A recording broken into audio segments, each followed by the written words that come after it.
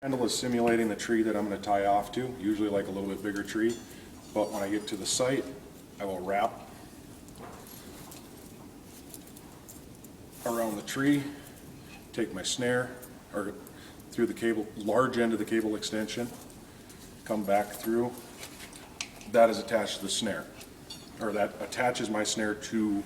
a solid object for the animal to fight against. I then use the 9-wire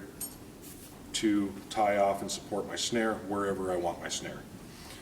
If it's further away, I will put another cable extension on to get my distance, but most of the time I don't, and that is the reason I have 6-foot cable extensions, is because usually a 6-foot cable extension gets to where I need to get. If I do have to walk in to the site where the snare is, say it got knocked down by the wind or it got knocked down, I always walk up to the snare, set the snare, try to walk at least 10 feet past the snare,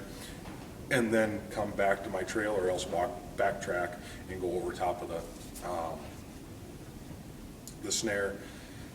just so my scent isn't entering right at the point of the snare and they don't become cautious right at the snare. They picked up my scent 5 feet away and hopefully they're just cruising along when they do, or 10 feet away, and they're just cruising along as they hit the snare.